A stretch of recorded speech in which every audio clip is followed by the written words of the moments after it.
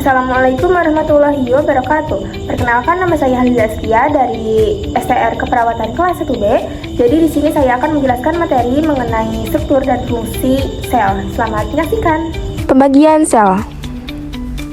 Nah, jadi bisa teman-teman sekalian lihat, berikut ini merupakan gambar dari struktur pembagian sel.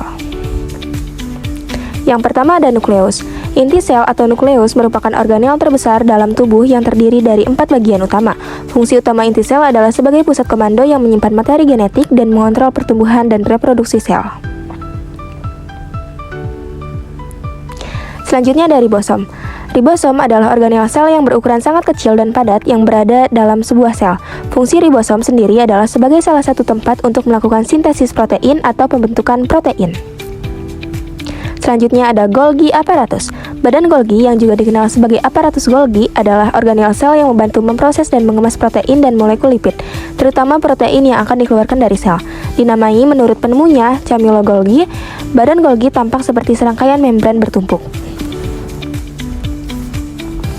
Selanjutnya ada plasma membran. Membran sel atau membran plasma adalah sebuah struktur selaput tipis yang menyelubungi sebuah sel.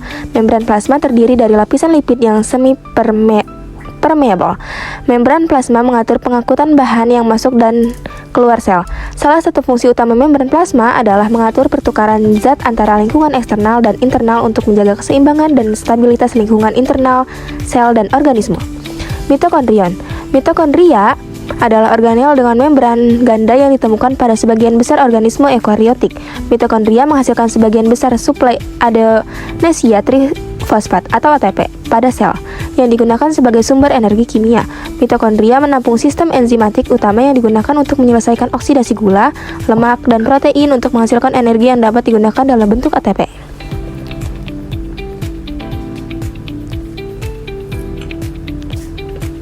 Selanjutnya ada mikrotubulus.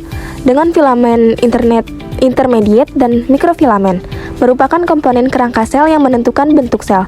Mikrotubulus terlibat dalam berbagai fungsi, termasuk perakitan spindel mitosis dan dalam pembelahan sel atau perluasan akson dalam neuron. Selanjutnya ada intermediate filamen. Fungsi utama filamen intermediate adalah menciptakan kohesi sel dan mencegah fraktur akut lembaran sel epitel di bawah tekanan. Hal ini dimungkinkan oleh interaksi ekstensif antara protofilamen, penyusun filamen intermediate yang meningkatkan ketahanannya terhadap gaya kompresi, puntiran, pergangan, dan pembengkokan. Sifat-sifat ini juga memungkinkan filamen intermediate membantu menstabilkan akson sel saraf yang memanjang, serta melapisi permukaan bagian dalam selubung nukleus, tempat mereka membantu memanfaatkan dan melindungi DNA sel.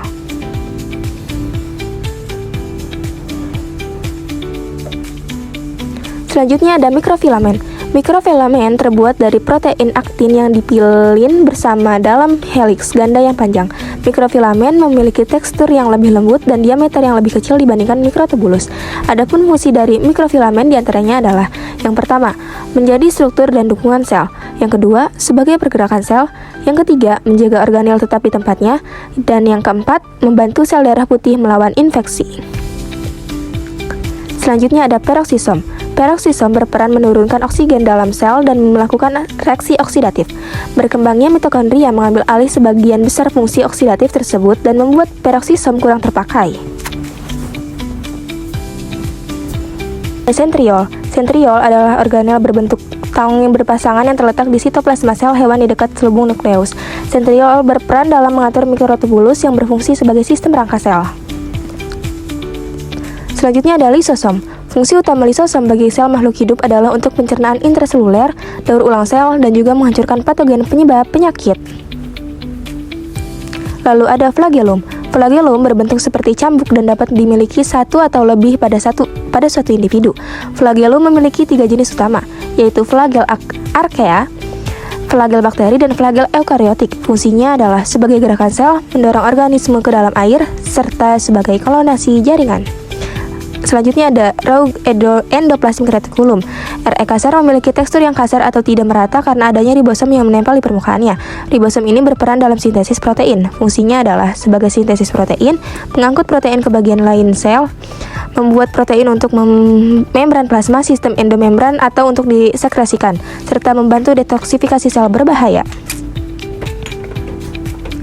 Lalu ada smooth endoplasmic reticulum atau disebut juga dengan RE halus. RE halus merupakan jaringan tubulus yang terikat membran dan tidak memiliki ribosom permukaan.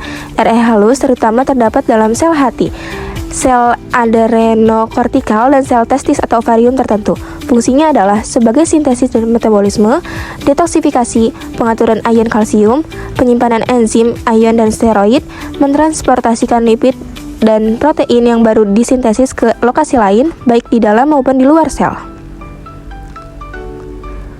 Baik, terima kasih. Oke, mungkin cukup sekian materi yang dapat saya sampaikan. Semoga dapat bermanfaat bagi yang menyaksikan. Wassalamualaikum warahmatullahi wabarakatuh.